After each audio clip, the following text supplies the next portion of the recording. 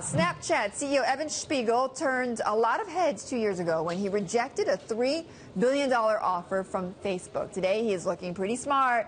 The messaging app is now valued at more than $15 billion, and its 24-year-old founder has some big plans for the future. Bloomberg's Sarah Frier spoke to him for this week's cover story in Bloomberg Business Week, and she joins us now from San Francisco. So, Evan has got some big plans. Do they include making some money?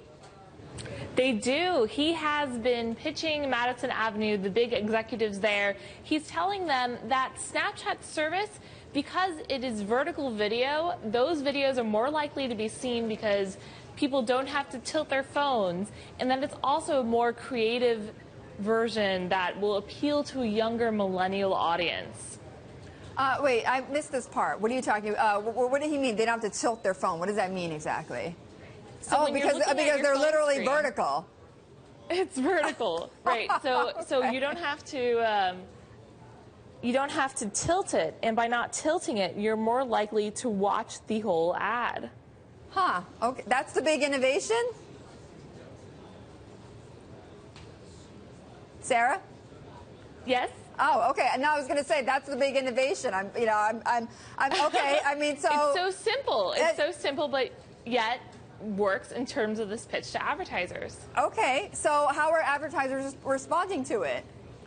It takes a lot more creative effort on their part to develop a vertical ad as opposed to a horizontal one. Horizontal ads are what work on Facebook and Twitter and many of the other competitors. Snapchat's really the only one asking for this right now. So it is also a very expensive thing to advertise on Snapchat. Spiegel started out by asking for more than double rates of YouTube and Hulu.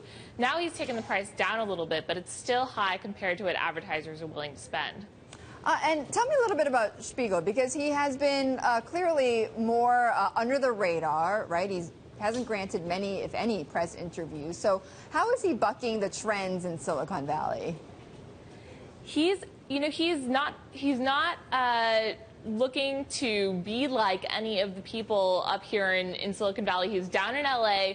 He doesn't care about data. He told us that, while Facebook and Google have sort of put their business plans surrounding data, Facebook with its newsfeed algorithm, Google with its search, he really thinks that a good editor can do just as well. And he has this discover set of channels from content partners, including Cosmopolitan, including ESPN, Comedy Central, and he really wants those to be the places where people go to get their news, as opposed to having some kind of feed based on what people like or share. Now, I can't help but look at these pictures that we're showing of him schmoozing with, Rupert Murdoch and Michael Bloomberg and Charles Koch and others. I mean, what's the route here for Snapchat? To be acquired by one of these moguls, or to go IPO? He said this week that he's definitely aiming for an IPO, which makes sense. Snapchat is already worth $15 billion in its recent funding round by Alibaba. They gave the startup a valuation of $15 billion, and that makes them a little bit big. I mean, this is way past the $3 billion that Facebook agreed to pay for it, that they turned down a couple years ago.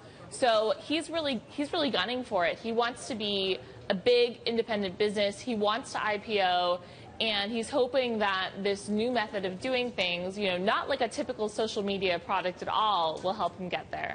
All right, Sarah, thank you so much. Sarah Frier of Bloomberg Business Week. You can read her article, which is the latest Bloomberg Business Week cover story, on the newsstands now and online as well.